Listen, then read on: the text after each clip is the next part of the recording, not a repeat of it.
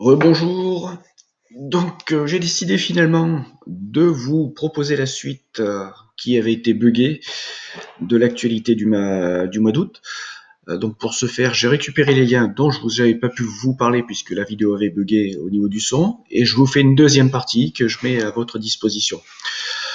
Donc, on va attaquer par ce qui était prévu. Donc, des nouvelles stratégies de recyclage des batteries énergétiques et donc celles qui sont utilisées dans l'industrie automobile. Donc là, deux projets aux Pays-Bas et en Allemagne qui consistent en fait à recycler des batteries qui ont déjà été utilisées dans l'automobile pour en faire des dispositifs de stockage qui sont ensuite réutilisés notamment dans des infrastructures sportives. Donc on dit toujours que les batteries lithium, il y a un gros problème pour l'instant de recyclage. On sait effectivement leur redonner une seconde vie.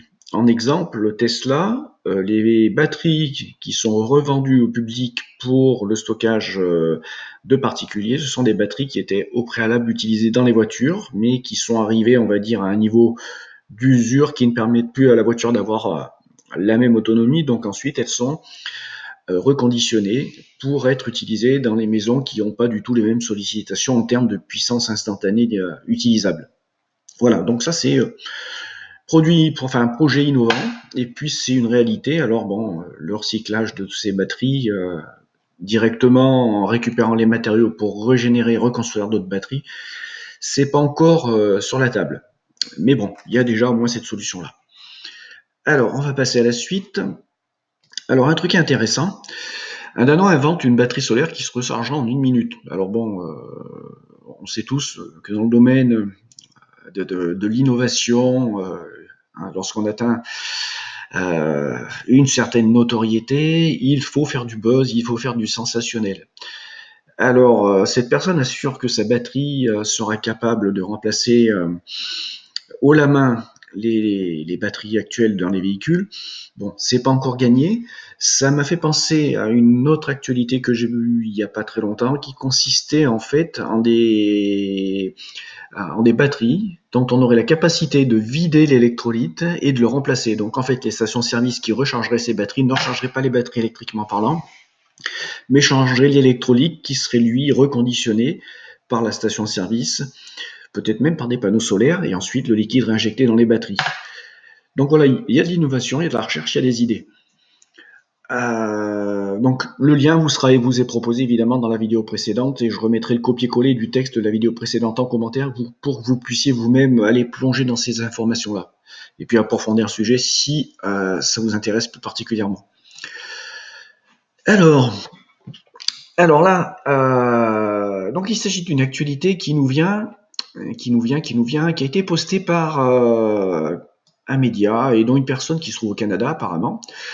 Donc, qui met en alerte le public concernant le commerce itinérant frauduleux, et notamment concernant l'installation de panneaux photovoltaïques et d'installations solaires. On le sait tous, malheureusement, quand il y a une niche, quand il y a des subventions, quand il y a un engouement, il y a toujours des gens pour faire du business et qui sont peu scrupuleux, qui n'ont pas parfois les compétences, même s'ils voudraient être de bonne volonté. Et donc moi, si je devais vous donner un conseil, puisqu'en fait j'ai eu à donner ce conseil à pas mal de gens, ne prenez jamais une entreprise qui sera venue vous démarcher.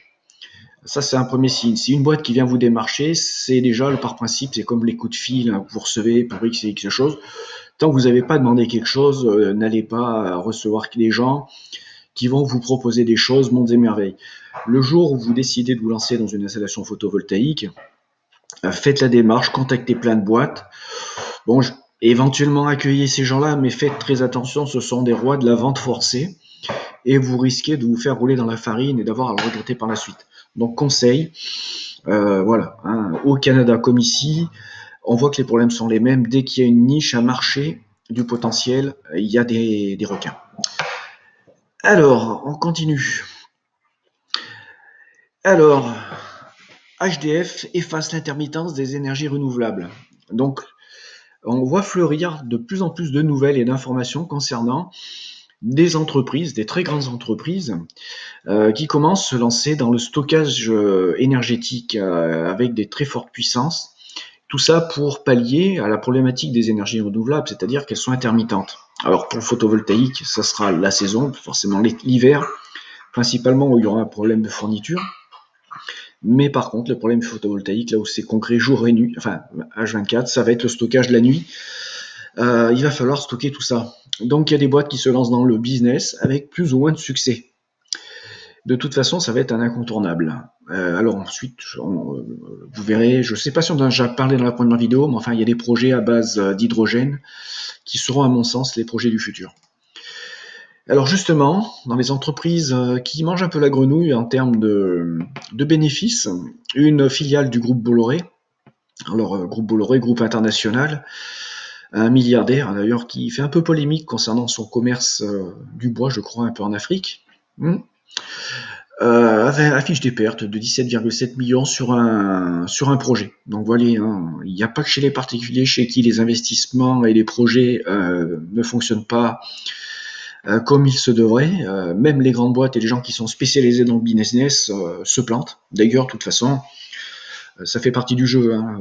Vous créez 10 boîtes, il y en a peut-être 3 qui vont fonctionner, hein, que vous soyez un grand ou que vous soyez un petit. Après, ce qui va changer, ça va être l'échelle d'argent mis sur la table pour le projet, et puis l'échelle de la rentabilité et de l'argent qui sera en retour d'investissement. Le 100% n'existe pas. Donc voilà, une boîte qui a des difficultés. Alors que va-t-il se passer? Affaire à suivre. Alors, information intéressante, le stockage d'énergie donc est en forte augmentation. Alors bon, 100 000 foyers en Allemagne, c'est pas quelque chose d'extraordinaire, mais assez significatif. Et ça montre qu'il y a une tendance. D'ailleurs, regardez la tendance, hein, la courbe de 2013 à 2018, c'est à peu près 20 000 par an d'ailleurs. Hein. Bon, on va dire à peu près ça. Alors ça va complètement exploser. Ce marché-là va exploser étant donné que il va y avoir un basculement progressif du côté des énergies renouvelables. Bon, en Allemagne, ils sont déjà bien avancés sur le truc, mais l'augmentation des coûts de l'énergie va faire que les gens vont s'orienter également vers le stockage. D'autant plus que les technologies de stockage, dont les batteries et lithium, sont en train de s'améliorer et les prix sont en train de baisser. Je crois qu'on a eu une baisse de l'ordre de 50% des prix des batteries lithium depuis 2013-2014. Donc la tendance, normalement, devrait suivre le taux actuel. Ce qui sera également en France le cas. Hein. Moi, j'ai fait le choix du stockage. Les Allemands l'ont fait avant moi, d'autres Français l'ont fait avant moi, et je pense qu'en fait, ça sera un incontournable. Dans 20 ans, tout le monde aura sa petite réserve d'électricité en plus de ses panneaux solaires. Mais il faut qu'il y en ait qui essuient les plâtres. Donc moi, j'essuie pas les plâtres, j'expérimente et je suis là pour vous dire à travers les vidéos, oui, ça fonctionne. Et c'est pas forcément très cher, même si pour l'instant il n'y a pas forcément de rentabilité, étant donné que le kilowattheure en France, toute TVA, toute taxe et tout impôt compris, est aux alentours des 15 centimes d'euros. En rappel, de 2023-2024, on sera à 24-25 centimes d'euros une fois qu'on aura cumulé tout ce qu'on vous injecte dans la facture, même si le prix du kilowattheure, le petit chiffre en bas, restera en apparence le même. C'est une astuce, hein. Ça consiste à faire augmenter tout ce qui est un peu annexe pour faire croire que le prix est constant, ou voire même le prix baisse. Mais par contre sur la facture, rien ne change. Tiens, j'y pense. Augmentation des tarifs d'électricité en Espagne sur un an. Alors, j'ai eu des chiffres qui varient entre 11 et 25%. Mais bon, pour vous dire que c'est une hausse significative sur ces 8 premiers mois.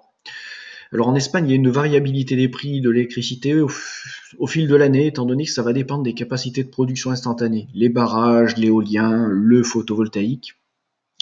Alors justement, le photovoltaïque, comme je vous avais dit, j'ai passé mes vacances en Espagne, j'ai pris l'avion plusieurs fois et j'ai regardé, je passais mon temps à regarder ce qui se passait au sol, ce qu'il y avait comme construction, quand le temps était suffisamment dégagé. Et j'ai été fortement déçu par le nombre d'installations photovoltaïques, on va dire à dimension industrielle, en production. Un pays avec une telle capacité de production et des zones arides, en friche, non exploitées pour l'agriculture de façon colossale, et si peu de moyens de production, j'ai été très fortement déçu. Par contre, là où ils ont fait très fort, peut-être même trop fort, je sais pas, ça ça sera sur l'éolien. Dès qu'il y a un massif montagneux, que ce soit dans la diagonale Pays Basque, Madrid, Malaga, ou alors en passant un peu au milieu des Pyrénées, dès qu'il y a des massifs montagneux en Espagne, et pas de la grosse montagne, hein, des 500 à 1000 mètres d'altitude, vous allez avoir sur un périmètre de 20 km quelque chose comme 30 à 40 éoliennes. J'ai été assez impressionné. Hein. Alors, la notion des distances, lorsqu'on est à entre 7 et 10 km d'altitude et qu'on voit ces choses-là, c'est un peu difficile à évaluer, mais j'imagine à peu près que ça devait être dans ces périmètres-là. Donc l'éolien en Espagne, ils ont quand même mis le paquet au niveau de l'éolien terrestre. Allez, on continue. Alors, un sondage qui a été fait dans une agglomération pour savoir si les gens étaient prêts à investir sur le solaire et à s'équiper. Donc ce sondage, ce matin, lorsque je l'ai vu, on était à 250 votes. Là, on est à 350. Il n'y a pas beaucoup de monde qui a voté. Ça montre bien que le truc s'est pas diffusé sur Internet massivement. Et donc, ça n'a pas été faussé par des votes comme vous et moi, trop de l'extérieur. Et ce matin, on était à 40% de oui, on est monté à 41%. Donc, on voit qu'en fait, il y a je vais pas dire une majorité, mais il y a une part non négligeable, et c'est très encourageant, de personnes qui ont compris qu'il fallait passer à autre chose maintenant et que le photovoltaïque était quelque chose sur lequel il allait falloir compter. Donc, pour moi, c'est une nouvelle très encourageante. Ça montre une réelle prise de conscience et ça montre que les gens sont prêts à investir là-dedans au lieu de foutre leur pognon en banque, là où on n'a plus aucune garantie. Là, il s'agit du même onglet normalement qui est ouvert 2 fois, donc on va passer dessus. Alors, Angela Merkel. Donc Angela Merkel, donc l'Allemagne, le champion du monde de l'écologie, et du faites ce que je dis. Il faut bien donner un avis, hein. Moi c'est ce que je pense des Allemands, c'est faites ce que je dis, quoi. Les Allemands en Espagne, ils sont pas au top 50 de l'onglet en public. Hein. Alors, Angela Merkel s'oppose à des hausses d'objectifs climatiques européens. Alors pourquoi s'y oppose ? Tout simplement, c'est qu'une hausse de ces objectifs, même s'ils seraient favorables pour lutter contre le réchauffement climatique, vont poser d'énormes problèmes à la capacité et à la puissance industrielle allemande. Ça jouerait sur les ventes de véhicules qu'ils produisent, puis ça jouerait également sur, on dirait, sur un fonctionnement global de la société allemande, puisque il faut pas se leurrer, si on veut diminuer l'impact environnemental sur le réchauffement climatique, il va falloir réduire ces gaz à effet de serre, et donc pour cela, il va falloir arrêter non seulement de rouler, mais également non seulement de produire, d'avoir besoin d'énergie à base d'énergie fossile, tel le charbon par exemple. Et vu que le nucléaire a été abandonné, donc ça imposerait quoi ? Ça imposerait peut-être de revoir un peu le modèle de production qui nous est venu outre-Atlantique, qui consiste à se dire on va faire tourner les usines H24. Ce qu'on a un gros problème avec notre société occidentale, c'est qu'on fonctionne H24. On tourne poste A, poste B, poste C. Et en poste C, il n'y a pas beaucoup de soleil. Donc, les barrages hydroélectriques, l'éolien, ok, mais voilà, il va falloir faire tourner les centrales à charbon, et j'en passe, s'ils veulent continuer leur rythme effréné vers la croissance et l'accumulation de PIB positif, à grand coup de, je crois, l'excédent commercial, c'est 300 milliards d'euros, je crois, pour l'exercice 2017. Donc voilà, Merkel ne veut pas faire de concessions sur la puissance économique et industrielle allemande. Qu'on se le dise. Alors, concernant l'Allemagne et pas que, la France également, on apprend, mais c'est une info qui commence à tourner, que l'Europe a baissé son froc face à la Chine, et donc les taxes sur l'importation de matériel photovoltaïque venant de Chine sur tous les pays d'Europe vont tomber comme peau de chagrin. Enfin, vont être supprimés comme peau de chagrin. Donc, qu'est-ce que cela veut dire ? Cela veut dire que le matériel chinois et les entreprises chinoises font faire couler toutes les entreprises et toute l'industrie du photovoltaïque européenne. Je ne comprends pas, à l'heure où on comprend bien que la mondialisation sans protectionnisme, ça ne fonctionne pas, je ne comprends absolument pas cette décision. Mais bon, ça serait pas la première chose que je ne comprends pas au niveau de l'Union européenne. Alors, si vous n'êtes pas au courant, je suis farouchement contre le projet européen tel qu'il nous est imposé. Je suis européen dans l'âme, français et espagnol d'origine, mais par contre, une Europe de la finance et une Europe où il y a une dérégulation totale et où il n'y a pas d'harmonisation fiscale, salariale et sociale, et où il peut y avoir du dumping social, enfin ce diverses mécaniques, je suis très fortement opposé. Je pense qu'il faut maintenant en fait que cette Europe-là se casse la gueule pour partir sur une autre idée, sur une Europe différente, étant donné qu'on ne peut pas réformer l'Europe, on ne peut pas changer les traités européens sans l'aval et l'accord et la signature des 27 pays membres. Peut-être même bientôt plus de 27.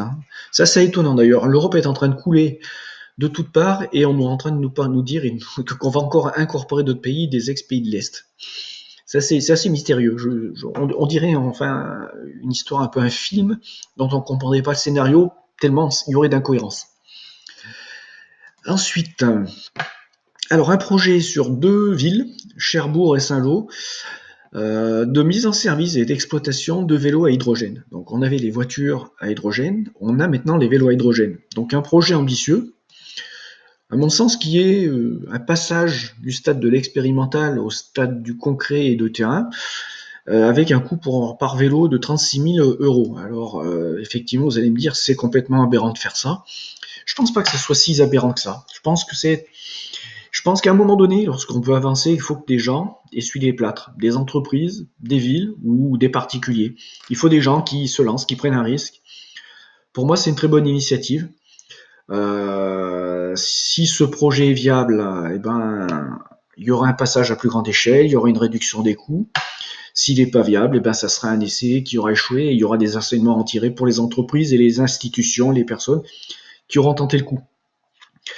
Je pense que c'est nettement plus intelligent de faire ça que de construire des EPR qui ne fonctionneront jamais et qui dilapident par dizaines de milliards maintenant avec des projets qui n'aboutiront jamais et avec des centrales qui ont des défauts, enfin des cuves métalliques qui ont des défauts qui normalement devraient imposer un arrêt total de ce type de projet.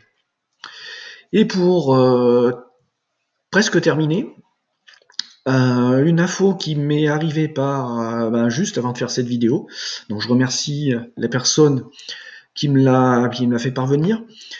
Donc c'est une nouvelle façon d'entrevoir le stockage d'énergie électrique, c'est on va dire le volant à inertie.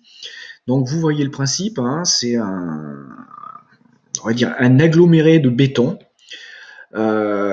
qui serait entraîné en rotation par un moteur et ce moteur serait entraîné lui-même par une énergie électrique telle que le photovoltaïque, voire même de l'hydraulique. Donc ensuite, il y aura un phénomène d'inertie, et cette inertie, une fois que le dispositif sera à vitesse nominale, et le jour et quand on aurait besoin d'énergie, il y aurait juste à produire et à tirer dessus sur cette inertie-là pour produire de l'électricité, jusqu'à ce que le couple résistant produit par l'alternateur vide complètement le dispositif d'inertie et puis soit à zéro en termes de charge. Alors bien sûr, forcément, il y a une partie mécanique, donc il y aurait des frottements mécaniques à travers les paliers et les roulements à billes, sauf s'ils ont inventé un dispositif de roulement à billes à substantation électromagnétique. Pourquoi pas? Peut-on imaginer? Mais enfin, il faudrait produire de l'électricité pour ça. Voilà. Alors, la dernière chose. Je vous demanderai de suivre cette page donc sur Facebook SOS Mer et de vous y abonner. Donc SOS Mer, c'est une entité, on va dire une association qui a pour préoccupation d'inciter les communes à la transition énergétique et à la tendance vers l'autonomisation de tout ce qui peut être moyen de on va dire de vie et de subsistance à l'échelle d'une commune et de la ruralité. Donc ça ne concerne pas que l'électricité, ça va concerner les besoins en eau, en nourriture, en institution, enfin voilà, vous comprenez la philosophie. Donc SOS Mer, ça a été fondé par un ancien policier garde du corps présidentiel, attention, c'est pas Benalla, c'est l'anti-Benalla même, vu qu'il a quitté la police, parce qu'il ne voulait pas, dans ce service-là, cautionner ce que lui avait constaté. Et depuis, il travaille activement, donc notamment avec en relation sur des projets avec Christophe Lambert, hein, l'acteur que vous connaissez tous, et diverses personnes. Donc Christophe Lambert n'est pas impliqué directement dans ce projet, mais il est au courant de ce projet et c'est un ami du cofondateur. Donc ensuite, il y a un ancien pilote de Concorde. Il y a également quelqu'un qui réfléchit à fonctionnement d'une société où il y aura un partage de l'information et du savoir de façon formalisée, un peu comme une sorte de code source du code, ce qu'ils appellent le code social. Donc, moi, j'ai aidé cette structure à se lancer du point de vue technique et du point de vue de mon expérience sur Internet. Je ne suis pas dans la structure, je discute assez souvent avec ces gens-là. Et parfois, ils me demandent un truc pour une info ou autre chose sur l'électricité ou sur des sujets, si parfois j'ai des idées et des opinions. Voilà, donc inscrivez-vous, suivez-les, partagez sur vos pages cette entité-là, et puis suivez leur actualité. Donc ce qui est moteur chez eux, c'est la notion d'effondrement. Ils ont parfaitement conscience qu'on va arriver à un moment donné, à un moment fatidique qui va être la base des capacités de production et des réserves en énergie fossile et pour l'essentiel de pétrole, ce qui va entraîner de très très graves conséquences. Et donc eux, ils regardent cela dans le sens le plus large du terme pour pouvoir prévoir ce qui va se passer on va être, on va dire, dans cette phase de pénurie ou de fin d'abondance, et ils incitent donc les maires et les particuliers à avoir les choses en face, à être dans le réalisme et à anticiper ce qui va nous arriver sur le museau. Voilà. Donc je vous remercie d'avoir suivi la vidéo et puis à très bientôt.